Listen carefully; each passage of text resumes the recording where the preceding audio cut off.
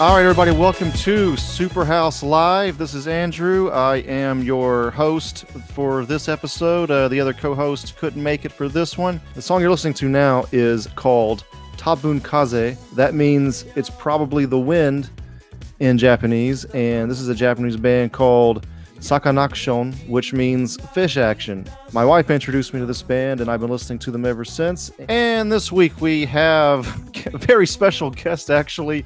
Not necessarily a celebrity, but this is a guy that ran the Software Etc.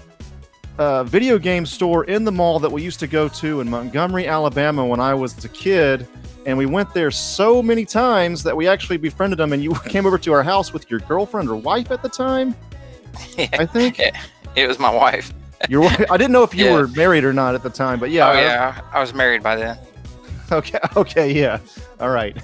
And anyway, his name is Dennis, and yeah. What's going on, Dennis? Not much, man. I was kind of surprised you wanted to interview me about this software store. Well, you know, we have interviewed we interviewed Adam Carolla once on this podcast, and we've interviewed. Oh, wow. Yeah, back in the day, he was actually our first one, and then we've interviewed a few other, like, not as big as Adam Carolla, but others, you know, I guess more minor celebrities than that, or well, I wouldn't say celebrities, but like comic book artists or whatever.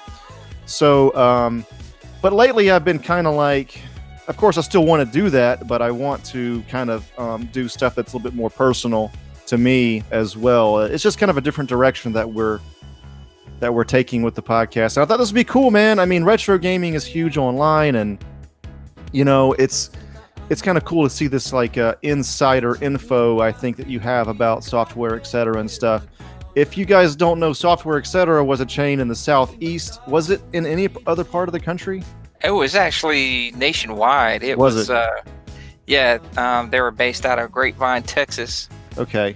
Yeah, I didn't know if it was just one area or not, but yeah, it was like, if you're a younger millennial, then there was more than GameStop back in the day. So, but yeah, can you just tell us a little bit about yourself and how you got started with, you know, how you got into Software Etc.? Oh, yeah. Well,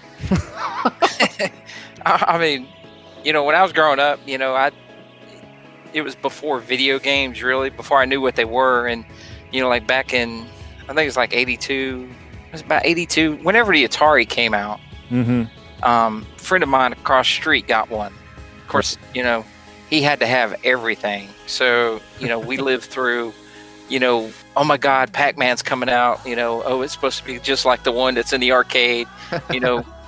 Yeah, because I grew up playing in arcades, and, you know, you get, if he finally goes out and buys Pac-Man and we sit down and play it, and I was like, man, this is garbage.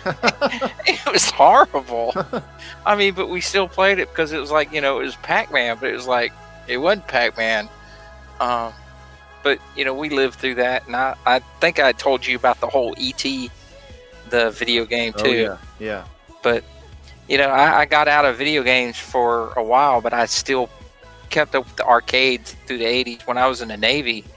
Every chance I got, you know, because, you know, I had a big paycheck and no bills, so I just went down and bought, you know, got a whole roll of quarters and just played in the arcade for a long time. But then when I got back out of the Navy, I had to have a computer, so the first thing I go out and buy is not a PC, but I bought an Amiga. Or Commodore Amiga. So I don't know if you know what that is. You know, I know a little bit about that time period, but I have no like personal. I don't think I've ever really played one. I never played a Commodore or an Amiga. Amiga was pretty much a gaming PC. Yeah, it was a gaming PC, but it also did. You know, it had a word processor and things like that I used for typing up my papers when I was in college. But I don't think I ever bought a game for it. I had really? Tons of games, but, you know, it was like back in the day, you know, when the Commodore 64 came out, you'd have like a big meetup with people. Yeah. And, you know, you would either go out and buy floppy disks, the big 5 1/4 things. Yeah. And actual floppies. Yeah. And then you would buy a game and then you would start trading games. So you'd go to one person, copy a game, and it would take 5 1/4 floppy. It would take probably like 30 minutes to copy a stupid game. But I mean, that's how you got games back then. It was just it was like mass piracy. You could code for it too, right? I think there was like a coding scene with the Commodore. Yeah, there was a magazine called the Commodore magazine, and I still got my VIC 20. That was pre Commodore 64, where it backed up on cassette. Okay. And me and my brother sat there and coded on the VIC 20, and I did a little bit of coding on the Commodore, but it was a little bit harder to do. So you get out of the military, and then a couple years pass, Super Nintendo comes out, and then you start working for software, etc. Yeah, I was working in, I did a bunch of jobs. I did worked in a grocery store as a meat cutter. Then that's an odd job, and a music store, which I'll never work in again if they ever get popular again. Yeah. Because hearing freaking the same song over and over again a month while it's popular will drive what you song nuts. what song were you hearing over and over? Do you remember? Oh, Achy Breaky Heart. If I hear that song one more time, man, I'm going to lose my mind. That's one of the worst songs ever made. Oh, but anything that was in the top 40 got you always had to play, and it just got annoying. But then I was working in what was called Record Town at the time. In the day, it was Record Town in the days of CDs. Mm-hmm. And a friend of mine used to work there, and he went over to software, etc. And the manager was leaving. He was taking over, and he's like, "Man, I really want you as my assistant." I was like, "I'm in, man." And I left right before Thanksgiving, the Thanksgiving rush, which in the music store was the worst thing, because those people, music store, there's a lot of good people, but music store people who shop in music stores are different.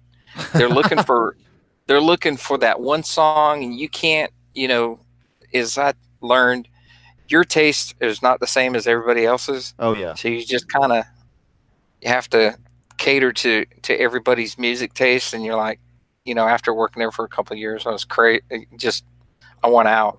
Yeah. But once I got into over to software, etc., and started working there, I was like, man, these are my people, man. I was like, this is great. Everybody, right.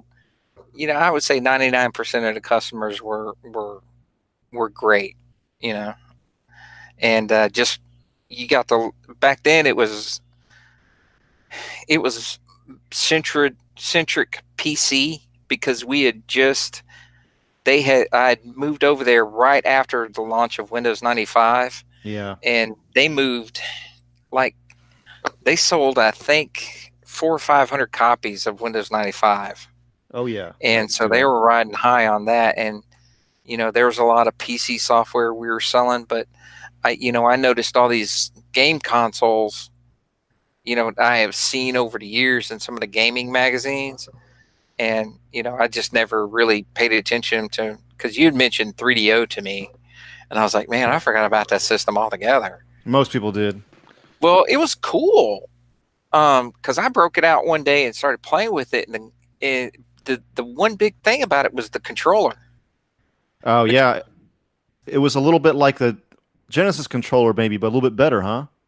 Yeah, it was a little bit better, but I hated the Genesis controller, but the 3DOs were a step up. But the thing is they didn't have the content, and believe it or not, the content people were looking for were RPG and sports games.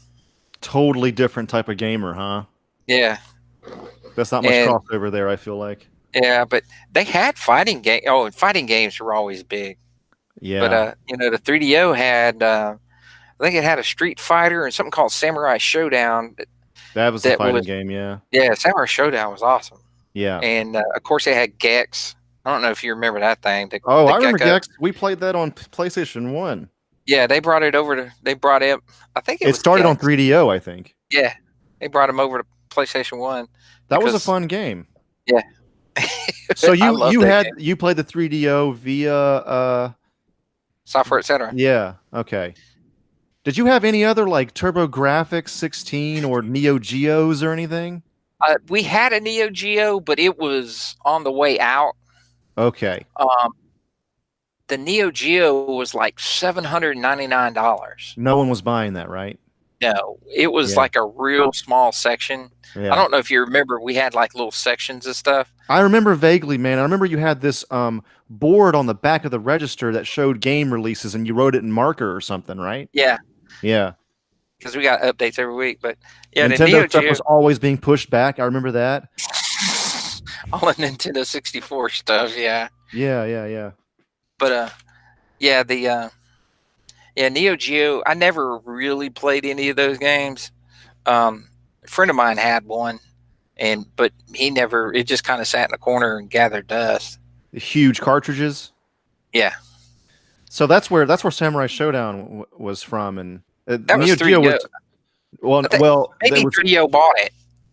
they had a release on 3DO maybe, Yeah, but Samurai Showdown is SNK, which is like that's one of their top yeah.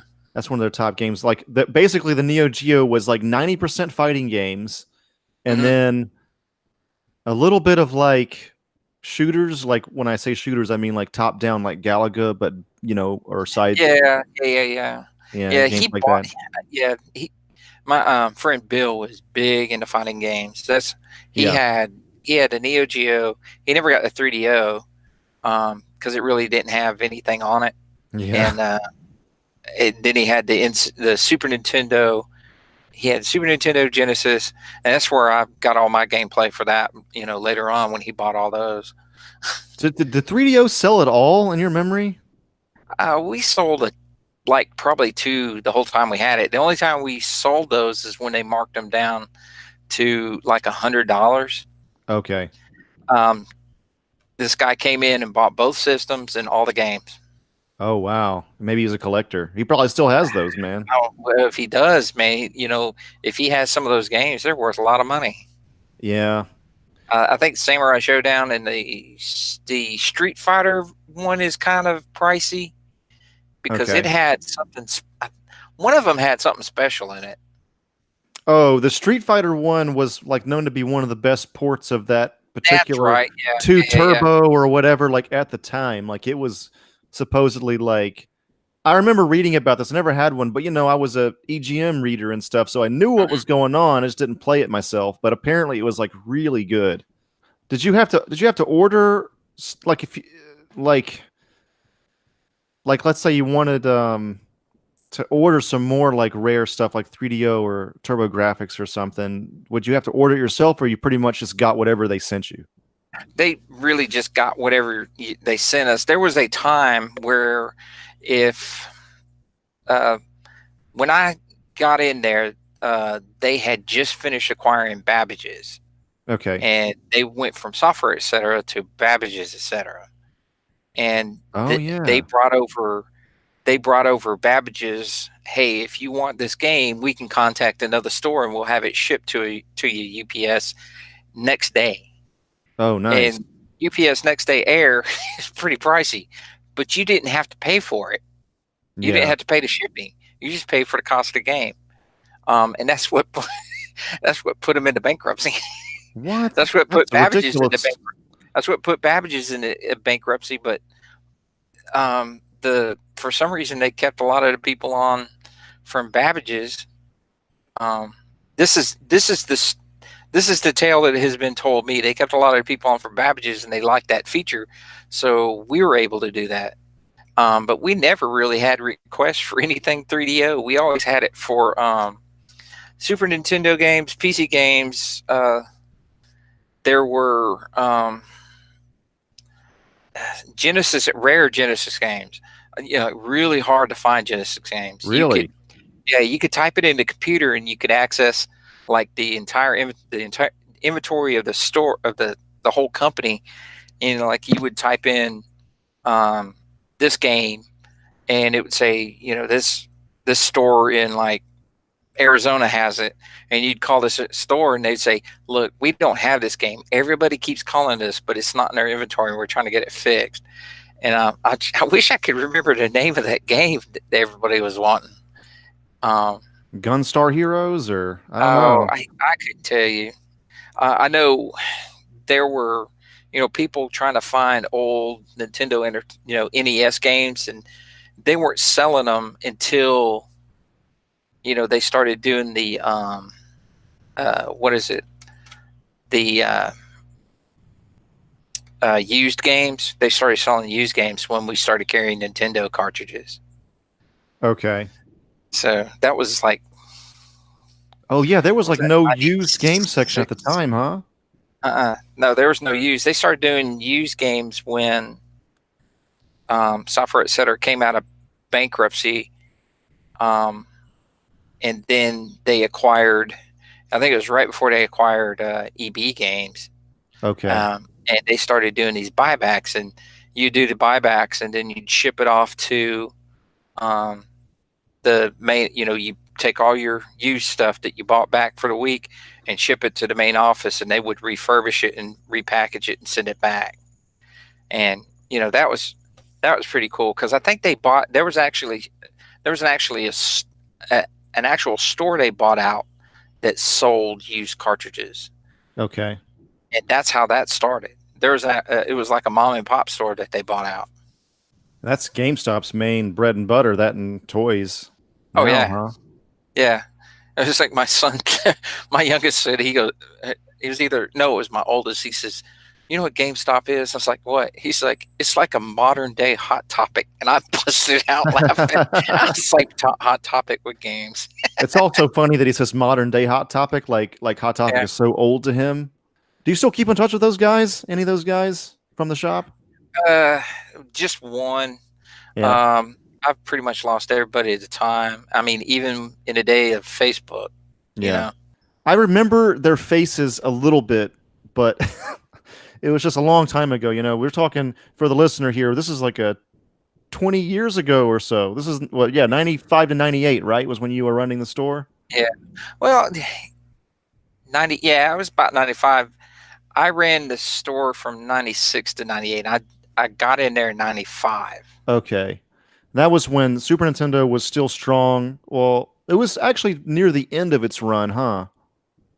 Yeah, Probably. it was pretty much on the, you know, it was still popular. There were some titles that were coming out that people wanted, Yeah. but What was the most popular Super Nintendo game at the time? Do you remember? oh, by far is Killer Instinct and the Mortal Kombat. Yeah. Okay. All right. Yeah. Yeah. Yeah. Oh my gosh, when Killer Instinct came out, I mean that was by far a game changer for as far as fighting games. That one in Mortal Kombat, and Mortal Kombat came out on the Genesis, but the graphics weren't as good on the Genesis as they were the Super Nintendo, but the Super Nintendo didn't show blood. Yes. Yes. So, and that was the appeal because, mom and dad said, hey, you can get the one on the Super Nintendo because there's no blood and it's not mature. Yes. So, that's why it sold still. I mean, we sold, oh my, I couldn't tell you how many copies of those two games we sold. I mean, it was incredible. But I love Killer Instinct and Mortal Yes. Kombat. And even Mortal Kombat 2, I think, was the best. Yes. Yeah. Probably. I loved both of those games, man, and I remember the Super Nintendo Killer Instinct came with this disc called Killer Cuts. Yeah. Oh, man, I forgot about that. Yes, Yeah. dude, it is on YouTube, and I ripped it. It is on my iTunes now. Really? And I remember like it was so big when we went to Qzar laser tag. You know what I'm talking about? Yeah. They would play the Killer Cuts CD while we played laser tag, and I thought that was like the coolest thing in the world when Dang, I was I a kid. forgot. I'm gonna have to look for Killer Cuts now. Yes, it's there. It's so weird too. And there's also this footage of like an E3 in 1995 where it's the Killer Cuts girls or something, the Killer Instinct girls doing a dance to one of those songs, and they're called like the Nunchuck girls or something. They're doing like some nunchuck dance thing, and it's wild, man. It's like an E3 from '95. And Wow. it was just such a weird tie-in, but it worked, and I have a lot of nostalgia for it. Supposedly, I do a lot of research on this stuff every now and again anyway. Killer Instinct in Europe came with a watch, Oh not man. the CD, so they got screwed. I don't Yeah. know. That watch might be worth something Yeah, I mean, if people still have, as long as it wasn't a digital. yeah, oh yeah, it was probably like a 90's Timex kind of thing.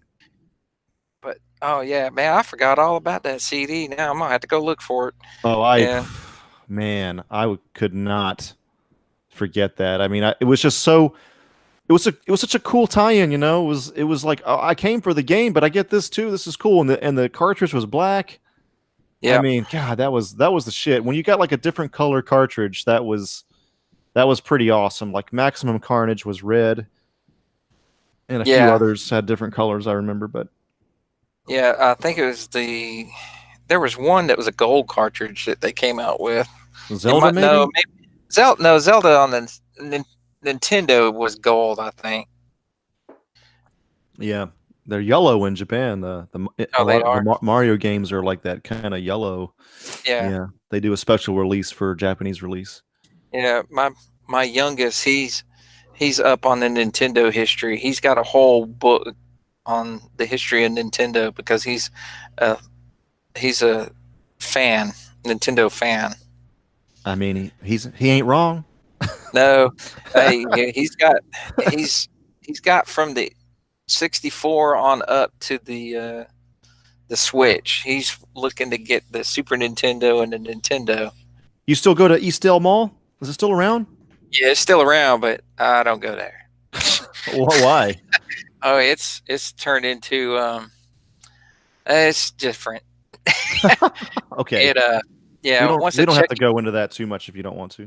once the Chuck E. Cheese moved in there, they Okay, still got the stinking ice skating rink though. they do. They still have it. Yeah, Oh it's man, still surviving. they got the movie theater there still. I know it closed down. Oh man, I saw Mortal Kombat the movie there. I saw, I think, Anaconda there. Fucking what else did I see there? We can cuss, by the way. I saw a bunch of stuff at Eastdale Mall. That theater's been around since forever. I Yeah. remember seeing E.T. Oh man, really? Yeah, E.T. was there, and uh, gosh, there was just I remember seeing Stripes there. That was my movie I wanted Really? to go see when I was 13. Oh My, wow. my mom goes, "What do you want to go see? We'll go take you to a movie." I said, "Stripes." She goes, "It's rated R," and I'm like, "I know." 13. I That's go. awesome. But oh no, man! From since when we moved there, 70 or over on that side of town in the 80s, because I moved Yeah. to Montgomery in 78. From the 80s to about 86, it was you would just go to the mall to go watch movies because I could ride my bike to it. So you're like an '80s kid essentially. So was how accurate is Stranger Things other than the monsters? Stranger Things, some of the like the whole Dungeons and Dragons things. Mm-hmm. Yeah, they with the kids playing Dungeons and Dragons is pretty cool, and the looks that they've got, the hairstyles and the clothes and things like that. Yeah. It's pretty spot on. The whole commercial, like they'll have the commercials and stuff from the 80s. I think it's pretty good. I love it. Yeah, I'd love that show. My youngest brother Taylor's a maniac for that show. Actually, I think he likes it Really. more than me. Yeah. Have Yeah. you ever watched the Goldbergs? You know, I know Kevin Smith directed an episode or two of that, and I saw his episodes. It was like a Batman episode, but I haven't seen a lot of it. But that's like really spot on, right? Yeah. If you want to see toys from the 80s, movies from the 80s, video games from the 80s, the only thing that's not spot on about it is the t-shirts. They were very hard to find. You Mm-hmm. had to go to Spencer's Gifts to go find some of those things. Spencer's And was around in the '80s. Spencer's been around since probably the beginning of time. My God, God. I did not know that. I thought it came around the '90s. All right. No, it's been around 70s, 60s, 70s, I somewhere did around not. I did not know that. To me, it has such a '90s vibe to it, but that was the peak of my going to the mall. there. Really? Going to go with Spencer's and spray the fart spray? Yes, and that thing where it had like a bunch of pins, where it would like make a. It was like metal pins where you put your hand in it, and then it made an impression, Yeah. and everybody just did the finger and left it Yeah. there. Like that's that was Oh yeah, what you you had to did. go do that. That was the Yeah, thing to do. yeah, that was it. Yeah. The big thing for everybody, you never saw anybody wearing the one thing I say is you never saw anybody wearing movie t-shirts. They Gotcha. had you had people that wore these vests with all these pins for the groups. You Oh know, yeah, like punkers or thrash metal dudes. yeah, I was one of them. But you had like the big pins that had like a band's name on them, and the one thing is the one thing that was big T-shirt that I remember was Frankie Says Dance. I think no, Frankie Says Relax. Okay. If you ever heard that song called Relax, Oh yeah, that was. I mean, that was kind of brought back to life with Zoolander. yeah, Yeah, yeah, that movie's crazy. yeah. But, The first time I no, saw that movie, I didn't like it, and then I saw it again, and it clicked, and it was like, oh, this movie's genius. yeah, I don't think I realized that you were like from Montgomery. I thought you moved there from somewhere else. I moved from South Carolina. Oh, okay. I had those. I grew up in the '70s in South Carolina. In the Okay. last 2 years of the '70s, '78, '79 in Montgomery, Okay. and to about '86, and then I moved away, and then moved back in '92, back to Okay. Montgomery. Okay. Right. Yeah, because you were done in the Navy. Yeah. All right. And then let's back to the software, etc. Yeah, sorry stuff. about that. No, that's okay. It's actually good to kind of get a wider picture. But so '95 is when PS1 comes out, and that was humongous. Oh yeah. I mean, that was like to this day, I think for that company, it's probably the biggest pre-sale system ever, console system ever. Why do you think that is? Like, what is it about? Like, because no one like. All right, to again explain to younger listeners, this is the first PlayStation. Nobody knew what this was Sony's first gaming system. Nobody Uh, knew what Sony was going to do. The only names we knew in gaming was Nintendo and Sega. Atari was dead for years. So well, like it was just like to me it was still sort of a mystery as to why PlayStation took hold so quickly. well, the magazine, the EGM magazine, pumped it up, Yeah. and Yeah. I couldn't. I see. For years before, I had been reading about Nintendo coming out with a CD system next from the Super Nintendo, Yes, there and was they the were Nintendo. partnering. They were supposed to partner with Sony, and something happened. I think Nintendo still wanted to do the cartridge or something, Yeah. and they came up with like a hybrid, and then it fell through, and then they came out with the PlayStation 1. But I think the games that came out for it, you had I think Demolition Derby was one of them. A big one was Twisted Metal. I don't know if you Oh remember man. that one. Oh, dude, yeah, that is one of the biggest things from the '90s. Is Um, Twisted Metal. Yeah. what is it? Wipeout.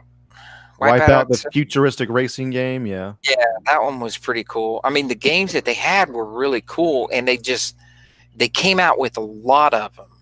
Yeah. And Battle Arena Toshinden.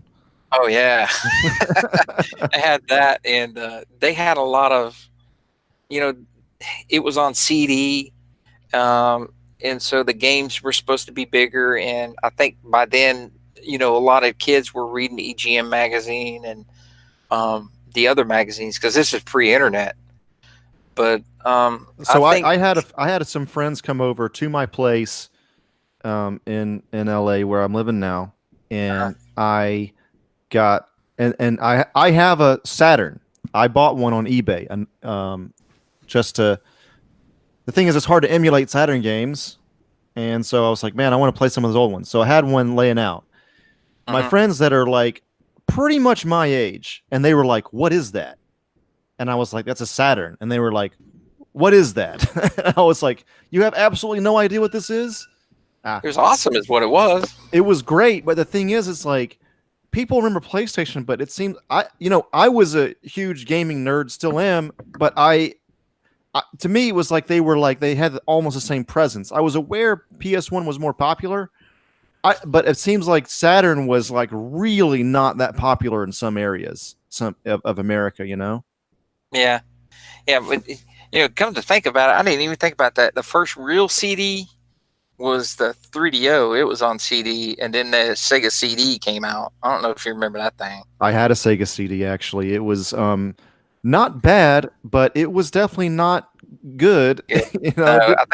I think it did have Madden football and a couple other games. I think it had a fighting game on it. Sonic CD is Yeah, that's supposedly right. the best Sonic game to this day, actually, because he goes so fast. He goes back and forward in time, and the soundtrack is good because it's a CD soundtrack. But I mean, most people think that Sonic CD is like one of the best ones that they made. But Yeah, but I think the big draw for the PS1 was the amount of games they came out with and the variety. I mean, because right, you had fighting games, you had driving fighting games, you had race games, you had um, tons of sports games.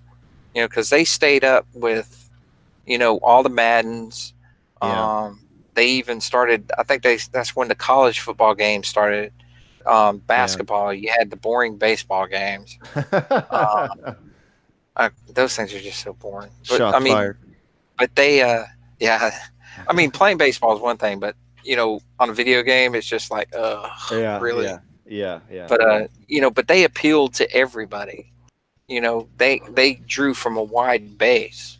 I think that was the hype behind it that they did before it came out is really, really what did it, because there was like a ton of um, commercials and stuff for it. I think I still to this day I think the best commercials they ever did were Crash Bandicoot. I don't know if I remember those commercials. Oh, you gotta go look them up on YouTube Okay. because they call them like standing out in front of the Nintendo headquarters, going, "Come on, Pretendo." Oh yeah. I Crash Bandicoot was like a big hit. I had Crash Bandicoot. I think that PlayStation really made a name for itself whenever Resident Evil and Tomb Raider came out. I Oh think yeah, it came out on the other systems as well, but it just seems like came out on Saturn, I believe, but it just it had a major hold on the PlayStation market. I guess yeah, it was more of a big deal for PlayStation. yeah. I Did think you Resident. sell a bunch of Saturn stuff, by the way? No, I think that It was just me buying shit.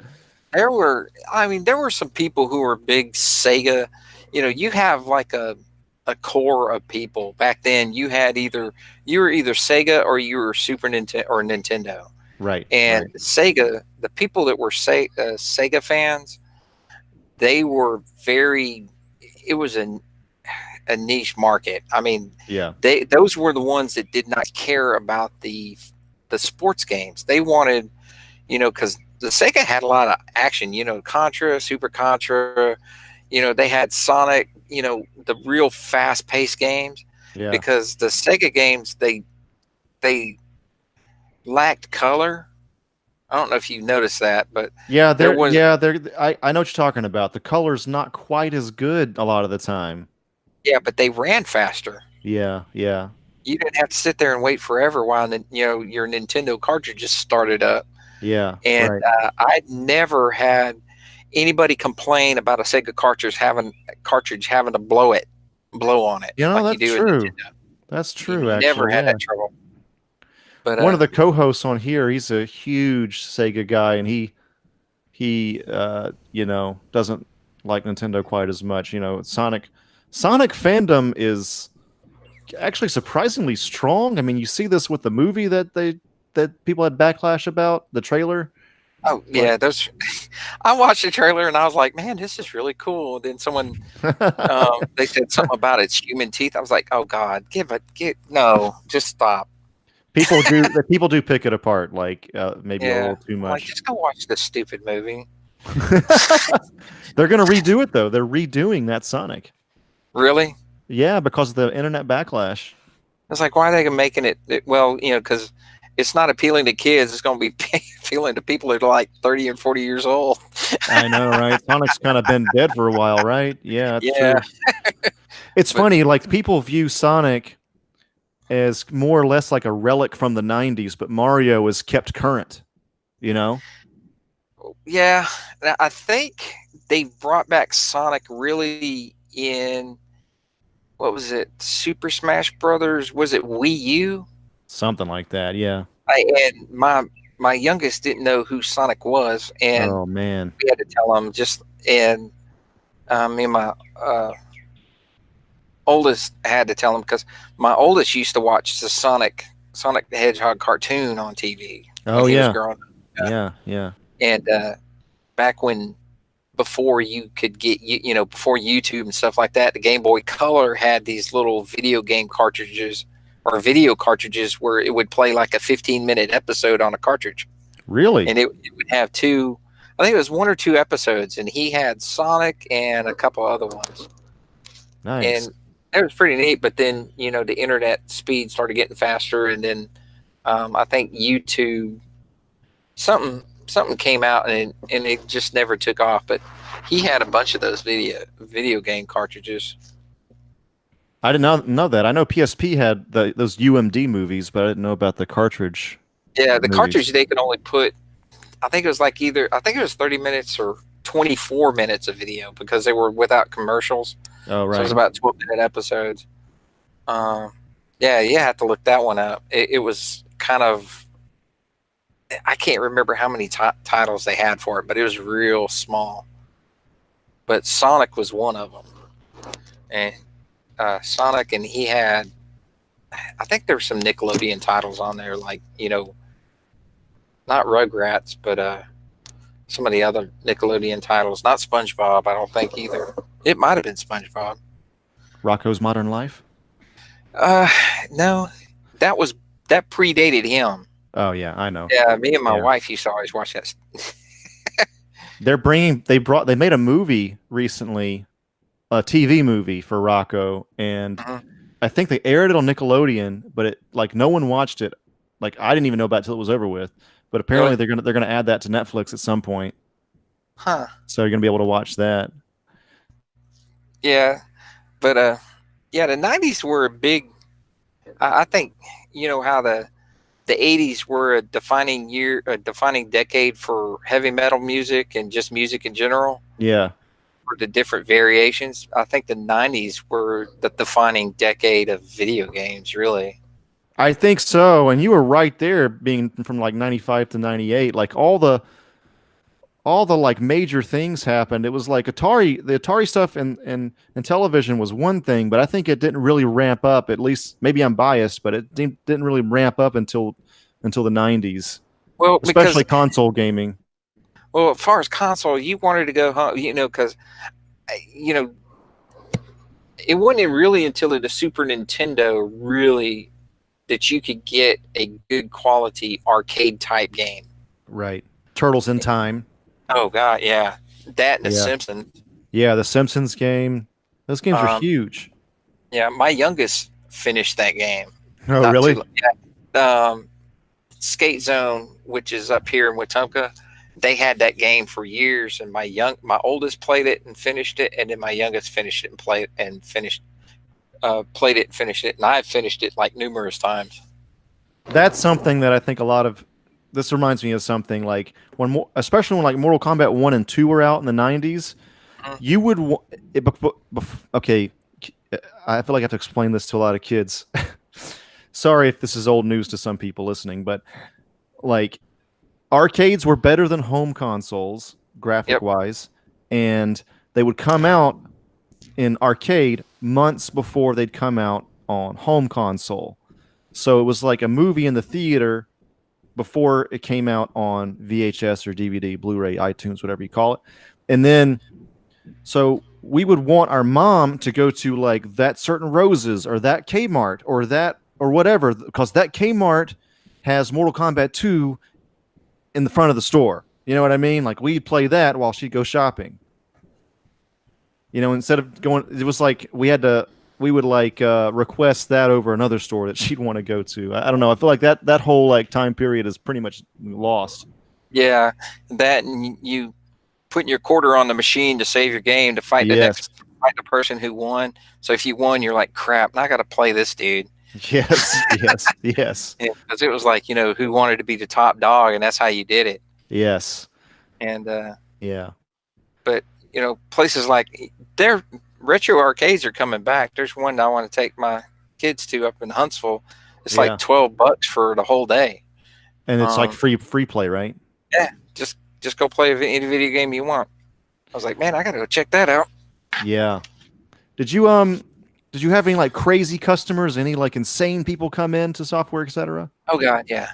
Can you do you have any stories about that? Like one of the craziest customers I think I ever had, and it's not like irate. Is this guy? He would come in like every week. He would buy a game, and then he would, back then Software Etc. had a real lenient return policy. Okay. It was the stupidest thing on the face of the planet. 30 days. If you don't like it, you can return it in 30 days. This guy sounds like a genius, not crazy. Yeah, but he would, and he would buy a video game and then come back next week and he'd get another video game and he would just buy it and buy it, buy it, buy it. And, it gets annoying because you're not making really any money off. The store's not making any money off. We're just like a rolling rental place for him. Right. And I got a call from the corporate office saying, hey, we've got a lot of returns from this guy.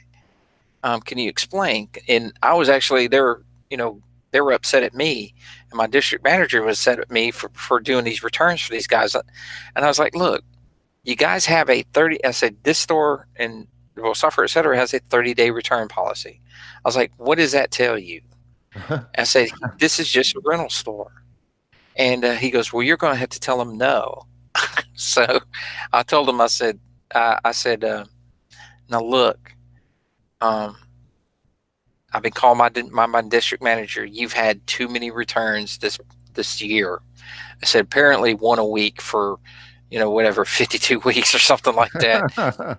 Dude, he blew a gasket right there in the middle of the store. Oh my God. And I was like, he's sitting there yelling at me and cussing at me. And I'm just looking at him and I just calmly, pick up the phone and call mall security and I said, hey, can you come to my store real quick? While he's still yelling at me, they can hear him on the phone. And he gets done. Once he sees the mall security come in, he kind of was quiet, and he was probably in his 20s.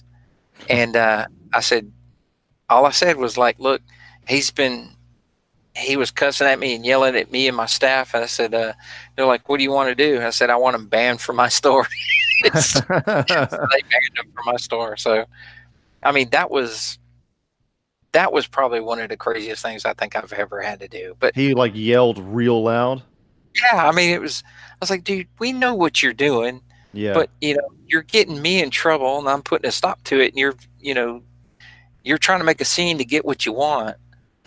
And but another one, one of my favorite ones, and it was hilarious, is this lady came back. She bought a mouse because we sold hardware, PC hardware too.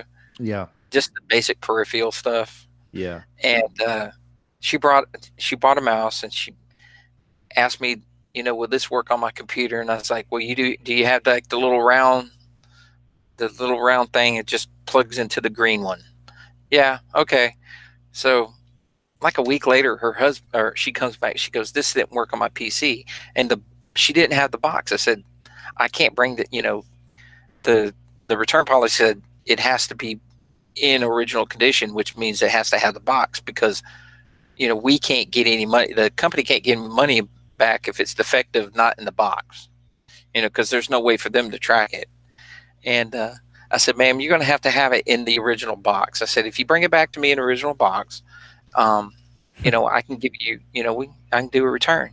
Her husband comes back like 2 or 3 hours later in like a big, like a UPS box or something like that. He goes, "My wife said you wanted this back in a box. I'm returning it in a box." Oh my God. And I looked at him. I was like, "It has to be in the box it was sold in." "Well, how do you know this?" He goes, "How do you know this wasn't in the box it was sold in?" I looked at him. I was like, "Really? You think I'm that stupid?" I was like, "Look," I said, I'll give you. I said, "I'll give you points for bringing it back in a box." I said, "But I'll give you even more if you bring it back in the original box." Right. I was like, "Until then, don't come back." You know, working in a software center, there wasn't really, like I said, there wasn't really any bad customers. I Well, there was one, and he was just a jerk. And I don't know if you remember the video game that Diablo. Yeah, yeah, that's still I mean, going on, I think. yeah, when Diablo first came out, this guy would call once a week, and it kept getting pushed back like anything Nintendo. He Hmm. would call like once a week saying, "Is it in yet?" And I'd like, and he had like a $5 deposit on it. I was like, "Well, it's not here yet. It's not here yet." Well, one day I think his girlfriend called or something like that, and somebody else talked to him, and for some reason I can't remember who talked to her, said it came in, but we sold out. Oh man. And so he comes in the store. He goes, "Yeah, here's my thing from Diablo. I like Diablo." He says, "You're sold out, but you have a copy of it for me." And I was like, "What do you mean? It's not coming out, for another month or two." And he goes, "Someone told me that it was it was sold out." And I was like, "Well," I said, "Do you know who you talked to?" "It was my girlfriend." "Well, who'd you talk to?" And she goes, I don't know." And he asked her, and she goes, "I don't know." Then he started yelling at me. So I got $5 out of the register and said, "Here, go to," I said, "Go to EB." Like, "I don't want you here. Stop yelling at me." I had to E, put $5 back in the register. EB was your rival for a while, right? Oh yeah, they they were more what um GameStop is now. Yeah, right. And that's where Software Etc. got the concept, was from EB Games. And What, that's to buy why, games back or what? well, not to buy games back, but I mean the way the format was set, they were console centric. Uh, Um yeah, because I right, think right. I told you before, when we were doing software stuff, I think the biggest PC thing that they ever had was Windows 95, and they sold, Yeah. a good bit of it, but it was all to the military. They would have different, like offices over there at the Air Force Base come in and order like 50 copies of Windows 95 because it would upgrade from Windows 3.11, and Oh, that right, was the cheapest way they could do it. It was like $100, right. and so that was their big sale. But it went until Software Etc. bought out EB Games and went straight. They took a lot of the PC stuff out, kind of put it towards the back, and put the redid the format of the store and did games first. Where when you walked into the store, it was console stuff. You walked in the store. I don't know if you remember. You saw right there in the front PlayStation 1, Oh yeah, yeah, yeah, and yeah. then it went from PlayStation to Nintendo 64, and then some of the Super Nintendo stuff we had. But it wasn't until then, that's when the store actually became like super profitable. So there was this moment where uh after the Windows 95 craze died down and PC gaming was dying down, and then console gaming just took off. Well, they saw that consoles, you could buy, like I told you, my first PC was $3,000. Yeah. Gaming PC at the time with a 3DFX graphics card, which was a 4 meg video card. And that was the first one you could do SLI, by the way. Um, but they had a 4 or an 8 meg version of it. And PCs back then were $1,500 to $2,000 depending on what you got, and I think the biggest amount of memory you had was 8 megs, then 16 megs, and 32. And you're looking at a lot of money. Yeah. Console games, you could get a PlayStation 1, I think it was what, $399? Yeah. I think is what it was. And Nintendo 64 was around the same price. So they saw that, hey, the only people that could really afford these are adults, and it's the kids that are the ones buying the games, Oh, which yeah. is still true. I mean, you look at Fortnite. Oh, yeah. Oh my gosh. I even like that game. Yeah, yeah, yeah. But they saw where, the people who were buying Atari games back in my day were kids. The Right. people buying Sega and Super Nintendo were kids. And, there were some adults buying it, but it was mostly, hey, Mom, could you get me this for Christmas? Can you get Right. this for my birthday? I'm going to save up my money to get this. So that they saw that, hey, the money makers are the console games, and they were right. I mean, they were right on the money. I mean, to this day, Yeah. I think consoles are still, they're, PCs have their place for gaming and stuff. There's, there's some stuff that you don't find on console that are in PC, but Yeah, if you're playing Civilization or The Sims or some game like yeah, that, it's got a StarCraft, Warcraft, it's got to be a PC. tell me some 8-year-old is going to want to play Civilization. That's true. That's They're going to true. want to play like, the Killer Instincts, the fighting games, the sports games. Right. I mean, those were the biggest sellers. Mm-hmm. Fighting games, sports games, the games that would scare the crap out of you, like Resident Evil. Yeah. Even Diablo, when it came to, I think it came out on the PlayStation 1, maybe it was a PlayStation 2. It didn't sell as good as they thought it. Blizzard didn't sell as many as they thought they would. That's interesting. Because I kept up with a lot of that stuff over the years. How much was a Super Nintendo game, like a new one back in the day? Was it like I remember Chrono Trigger being like $70? Yeah, $69, $69.99. That's a lot in the 90s, man. That's like what? That'd be like nearly 100 now with Killer inflation. Instinct was $79.99, and we sold a couple hundred of those things. God, I didn't. If not, it was probably about 400 or 500 games. We pre-sold that one. I think it was like 50 or 60 copies of those. I mean, it was like, I can't remember the day it came out, but that game made so much money for that store. And we were at a $15 markup. There was different zones for them. It was either $5, $10, or $15 profit. Yeah. Per game, usually to the company, because the costs were between Nintendo and the distributor so much. But I mean we were at a high end. We were at the highest at one time before they marked us down because of the competition from EB at the time. I was one of the people buying Killer Instinct day one, I think. Yep. Yeah. Yeah, we sold a lot of that. That and Mortal Kombat. Yeah. Mortal Kombat 11 just sold, was like number one last month. Yeah. It's still big, man. Yeah, I think they did the big tie-in with Mortal Kombat with the movie. Oh yeah. Because once the movie came out, we started selling that again, and you got movie tie-ins that they're being real smart about, and that's the whole thing with consoles.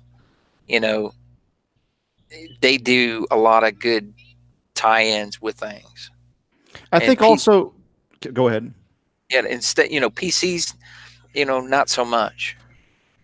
To me, I was beginning to notice this when I was a kid, and I definitely appreciate it now. It's that consoles had like the weird Japanese stuff sometimes too, like even Mario is a little weird if you think about it, like PC gaming was like more Western based, which is fine, nothing wrong with that, of course, but I don't know, I always appreciated that kind of like Japanese flair you'd get with games sometimes on console, Yeah, that was pretty cool, especially like, what is it, what is it, Bushido Blade? I don't know if you remember that one. PS1, I definitely remember that. Yeah, Yeah. Bushido Blade. That was the big one right there. Was that Um, big? I remember that being kind of a hidden gem type of thing.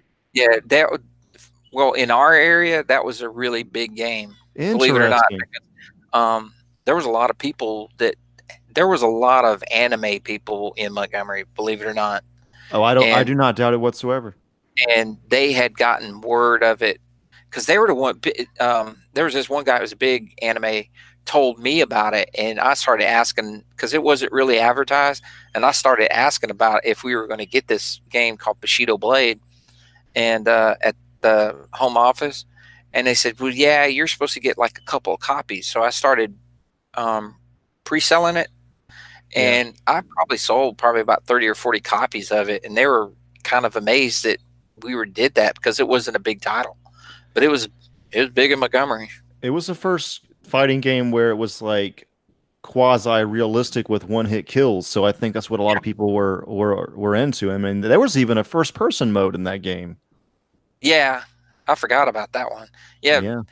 PlayStation is like the precursor. You know, people say Nintendo has held up over the years, but I think the PlayStation 1 pretty much set the way games are played today.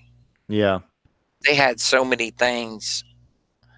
They had so many different genres come out on it, and it was real easy to program for, from what I understand. That's what I heard as well. That was why it became successful. Well, one of the reasons anyway. The cartridge was really hard to code for. Hold on a second. You got a little bit of oh, it's going away now. You had a little bit of a hum going on. I think you're Oh, good sorry. now.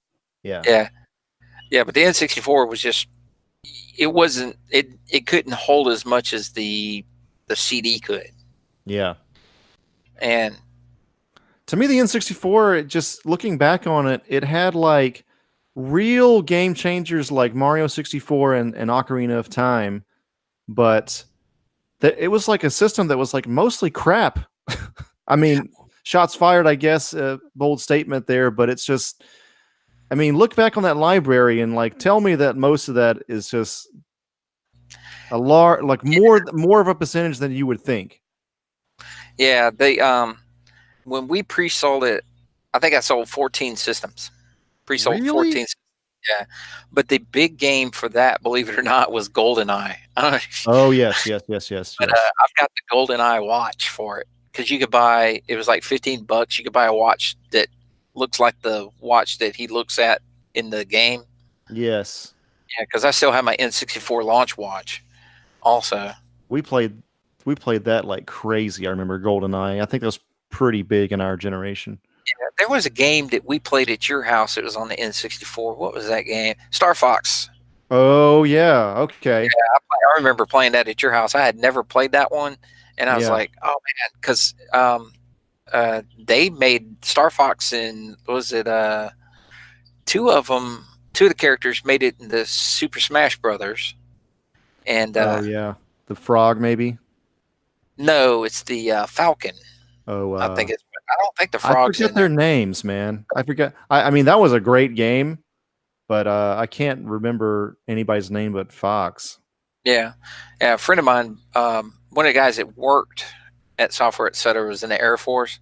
Okay. He worked part time, and they had a big conference room TV that in where the office he worked, and they would had an N64 they could hook up to it Yeah. and play Star Fox 4 player up on a big screen. Oh, that battle mode. Yes, we played that. We played that a It's lot, like, man. That's but funny. They were like actual pilots, but they want to play Star Fox on their time off. well, no, he was just an enlisted, but they just Oh yeah, loved, yeah, yeah, yeah. loved Star Fox because it was a, a 4 player multiplayer game. I mean, that was, that was big where you could do that. But the only thing is the screens were kind of, Oh you yeah. know, you At might that be time, a playing, 32-inch was a big screen. but Yes. that's what it was on, and he played that. But I always got caught, looking at the wrong screen. Yeah. It's like, crap, I thought it was on this one. Yeah. Or people like looking at yours cheating, basically, Yeah. seeing what you're Um, doing. that GoldenEye, that was but I think was it the PlayStation? PlayStation and the N64 were the first systems you could hook up and go head to head. Oh, so me and my friend growing up, our big thing that we did the with the link cable for PS1 was Command and Conquer Red Alert. Oh yeah, that was a big game too. I Oh love my that game. God, we played that game to hell and back, and we got the PlayStation mouse, and we got these two TVs, two PlayStations. My friend would come over, and we would do this thing where we would agree to just build up our base Hmm. and not attack for like God hours, and then finally attack. And then I remember he was like terrible at fighting games, but I would get destroyed every time by this guy in Red Alert. But man, what a great game! We Yeah, had that was like I don't remember playing like link cable PS1 all that much. Although we did do one time playing Descent. yeah. The drawback to playing it with the link cable is you both had to have a TV, and TVs back then were pretty heavy. Yes, yes, yes, And you had to have the link cable, which they wanted a mint for. Yeah, I yes. forgot about the mouse. The mouse was actually really cool. It Uh, worked. I mean, it was yeah, perfectly it was a fine. pretty cool little thing, but you had to have the mouse. Um, it the thing is it was prohibitive because you had to carry around your your TV. Yeah. That was the only thing, but that was like, people look at, head to head where you play an online. That was pre-online. You didn't have, they didn't have a modem for it. They didn't have a dial-up for it at all, I don't Oh think. no, there was nothing. I mean, even PS2, there was like almost nothing Yeah, online, really. It was on until PS3, and where it was like really connecting. yeah, where you could play stuff online. You could um, download stuff. Yeah, yeah. I'm a real big fan. The anything PS1 and PS2. Not so much the N64. Super Nintendo was okay. Oh I'd man, say, but it wasn't the PS1 and PS2 were the system for yeah, me. They just had so many games for it. Um, yeah, that was the beginning of a lot of stuff. yeah, even with the Xbox, my oldest had the Xbox with what is that game with Master Chief? Oh, Halo. Halo. Oh yeah, he loved Halo, and I loved Halo too. Halo was a good game. Halo was great. I had a 360, and I used to play Halo 3, I think, all the Yeah, time. Do you have yeah, any? Go ahead. yeah. What were you gonna ask? Oh, I was wondering about like the inside baseball stuff as to how software, etc., eventually evolved in the inside business stuff from software, etc., on into GameStop. Well, what they did is when they came out of bankruptcy, and the way they came out of bankruptcy was actually pretty cool. I took over as manager right before the bankruptcy, and it was like within a week or two, Oh man. they were bankrupt, and we weren't getting any shipments, and we were selling out of stuff. So, like a good week, a good week before pre-bankruptcy, we would probably, bring in $30,000 or $40,000 a week, and during the bankruptcy, we were lucky to make like $3,000 to $4,000 a Oh week. It man. was sad, but the people who originally started software, etc., bought back the company, and EB had a higher electronics boutique had a higher bid, but the people the two guys who originally started software, etc., and I wish I could remember their names because I've talked to them. They're really cool people. Mm-hmm. Um, they knew what people wanted, but they got pushed out when they bought Babbage's. So they had a lower bid, a much lower bid, but the way that they presented themselves to the judge, the bankruptcy judge, he gave them the company, and they pushed everybody from that was there at that home office. They pushed everybody out. They were like gone. He goes, see ya, kick you to the door. And over that year, I think right after they purchased it, it was like 2 weeks into the Christmas season, and when they finally finalized the bankruptcy, and we started getting product, big time. I mean, PlayStation games, everything. It was just tons of stuff. And so we knew they meant business. But over the years, they bought like the last year, I think it was last 2 years, they purchased these little small stores, like small chain stores that one sold comic books and action figures. Um, the one I told you about that did the used games. Um, and that's how it started. And right before I left is when they bought out the one that did the comic books and the action figures. And that's when we started seeing stuff like that. Okay. Because we started getting the McFarlane stuff. Okay. And I purchased like Bob and Doug McKenzie and a bunch of the Spawn stuff, things like that. And yeah, I just recently sold all that stuff on eBay for a mint. But that's when it started turning into what GameStop is now. And I think somewhere in the 2000s, because they were wanting to call it Babbage's, etc. And I think somewhere like around 2000, 2001 is when they changed to GameStop, I think. But they became GameStop over time by purchasing those little small stores that did this stuff and saying, hey, really, really, really like what you're doing with this used games. We really like what you're doing with the toys and stuff like that. We want to bring in our store because, they're selling to young people, Right. And that's what young people, but in between, I was like your 7-year-old kid to 7 or 8-year-old kid, all the way up to like your 24, 25-year-old adult.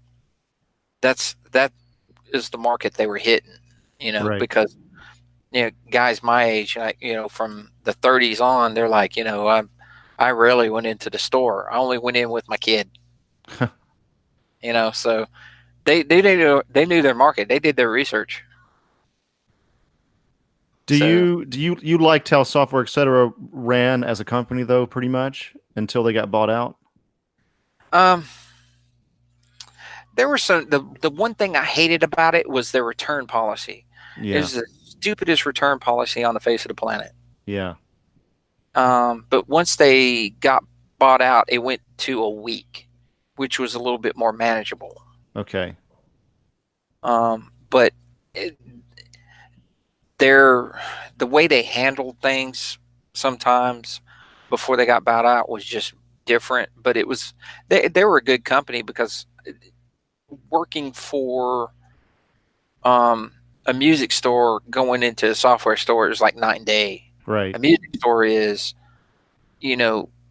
our district manager was always on us about,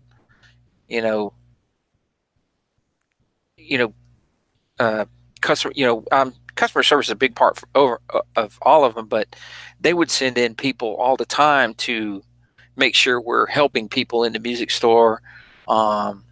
And the hours were long. I mean, and you're constantly having to listen to the same music over and over and over and over that again. would drive anybody crazy. Yeah, and they didn't really care about their employees. We were just bodies that were selling stuff for them. But, Software Etc., both times, both companies actually cared about the employees. So it was sort of a big and rising company, but it still had like a mom and pop kind of feel to it, like a personal touch to it? Yeah. Okay, yeah. I'm looking now on their wiki, and the president of Software Etc. was Daniel DiMatteo. Yeah. And Chairman Leonard Riggio. Mm-hmm. Yep. I've met both of them. Nice. And I even met I think it was either the president or the vice president of Sega America. Oh, really? Yeah, at one of our managers' conferences, he sat down, he bought us a drink, and asked us what Sega was doing wrong. And my thing was like, I said, look, everybody likes that buys Sega likes Sega. There's no one out there who has a Sega that does not like it. I said, you're not getting people because you're not coming out with, I said, you don't have football games. I said, there's hardly ever Madden. If there were Madden football games, if there were, your basketball games, I said, if you start having those, you'd probably and you probably start having people buying it because, college age kids, they want the sports games, you know? I mean, I think they really tapped into something whenever they had the blood for Mortal Kombat, because Yeah. that was something Nintendo was not going to do at the time. And their other major mistake, looking back, was they just released new hardware all the time. You got the Sega CD, then the Sega CD 32X, and Yeah. like all this crap. The Sega Channel, no one has an internet. You know what I mean? Like, I don't even know what they were thinking with all that stuff. They And were there was no thinking, focus on gaming. There was no focus on actual quality games. It they felt were like. putting stuff out. They were putting stuff out before people were ready for it and before they were ready for it. Yeah. The 32X was actually really cool. That's one of the worst game libraries, though. Oh, I mean, yeah. I mean, it was like what the best one was. What they had like a Sonic and Knuckles game or something for that thing. Sonic and Knuckles, yeah. Yeah. There was it was kind of like a Contra type game for it. It was okay. Yeah. I think Sega CD. You remember Super Harrier? Kind of. The one that I played the most was, well, it wasn't even that good, but it was Super Shark. Yeah, Yeah. yeah. But Nintendo's screwed things up too during that time. They came out with the Virtual Boy. I don't know if you remember that one. Oh man, we had it actually, and then we sold it not too much after that. Really? Oh, yeah. Any game that warns you about playing a game too long because it might kill your eyes. Yeah, yeah, yeah. It's not a good idea, guys. Yeah, that they definitely messed up there. The guy that created the Game Boy actually created that thing, but Yeah. he just kind of couldn't make a success twice. Yeah. Didn't make it hit twice. I remember you guys buying that Virtual Boy from us. Really? If I'm not mistaken. I mean, Yeah. yeah, we probably got it from you guys. Yeah, we got our. What was it? The Super Mario World, and then there was a Mario Tennis that was popular. Something like that. Yeah, Telero Boxer. Yeah. We sold the last two Sega Virtual Boys to the same guy who bought the last two 3DOs. They marked them down to $19.99 a piece. The Virtual Boys, really? Yeah, he bought both Virtual Boys and all the games. So yeah, I can't remember the guy's name, but I remember his face. But he was a good customer of ours. I mean, he had every console. Any console that came out, he would come buy it. So That's yeah, he's awesome. probably a collector. Come to think of it, He probably was. I mean, he's probably a big eBay guy now. Who knows? probably. Do you have any like mall rats type stories? You and the guys hanging out, like having adventures at Eastdale Mall in Montgomery, Alabama in the 90s, anything like that? I didn't hang out in the 90s because I worked there, but during like for when I was in school, yeah, like I said, I was in bike riding distance. I lived over there in Lagoon Park, and we would drive down. We would ride down. Hey Jess, we would ride down and go down that ditch that went beside the mall, and we would go to the mall out that way. Go watch movies on Saturday. Me and a bunch of my friends that lived in the neighborhood. That was about the extent of it. We went and bothered everybody. We went and bothered everybody else, kind of like the kids do. You go into the store and then you get chased out because you were being too loud or something like that. Right. Going to, what was it? I think Orange Julius was in the mall then. And there was this is before your time, before they redid it. Because when I came back in the 90s and early 90s, they had redid a lot of the stores there. There used to be a 2-story Orange Julius there. Okay. And we would throw stuff off that balcony at people. I don't remember there even being an Orange Julius at the mall when I was there. Oh, no, it moved out. Gosh, 87, 88. They redid a lot of the stores in 89. Like you got your software store, etc. was there. Opened in 89 in that place. Really? That was a sandwich shop there that had the upstairs, because when I went in there I was like going, man, this looks like really familiar. It was an upstairs place where you could go to. What is there now? God, I couldn't even tell you. I have not stepped foot in that mall since probably 2005, Okay. 6, somewhere around there. It was fairly close to the skating rink, right? Yeah, we had in that row where I was. Next to us was like that makeup place, Mm-hmm. Earl Norman. Then it was us. Then there was the video store, and then Record Town. And then you had like a clothing store, and then you had the Great American Cookie Company. I do remember the cookie company, I think. Oh, yeah, actually, man. Yes. That's why I'm so big, man. Eating them dang cookies at that stupid cookie. Getting a chocolate chip cookie. Sitting down playing video games and Yeah. eating cookies. Yes, I do remember that, actually. Yeah. Yeah. I think they moved out of the mall. GameStop moved out of the mall. Okay. Of course, the record store is closed because yeah. everybody streams now. Yeah.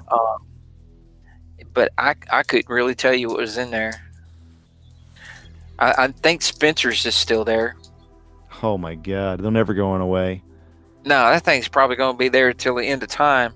So we've talked about just kind of wrapping up here. We talked about like this, starts off with Atari stuff, and I know there was stuff before that, but big movements, Atari stuff, then the 90s gaming, Super Nintendo on into PS1 and 2, 3, 4 now, and how do you feel about gaming now as a whole? It seems like you still play a little bit. I mean, esports and all of that kind of stuff. Well, I took a break from gaming in 2010 because it was just, probably 2009, because I was big into Call of Duty, Half-Life, and those type of games. I really love those games. And Battlefield 1 and 2. You're probably still in Half-Life and the PC big boxes, right? And software, etc. Yeah, I think Half-Life came out there after. No, I think it was there the year before I left. I got to head out of here in a minute, man. All right. But anyway, catch SuperHouse on Facebook, Instagram, Twitter. I'm Thunderwolf Drew on Instagram and Twitter. And also, most importantly, patreon.com/SuperHousePodcast. Lowest tier is just $1, everybody. And do you have anything you want to, any links or anything you want to put out there? Your son's Twitch or anything like that? It's called Skit. His name is Skitscat on Twitch. Can you spell it? It's SKITSKAT. Okay, cool. It's been cool catching up with you, man. It's been a long time. All right, man. Well, it was good from hearing from you, man. I'm glad you guys still enjoy video games. Oh yeah, we're still around. We're still playing them. It never stops. All righty, man. Okay, I'll check you later. All right, bye.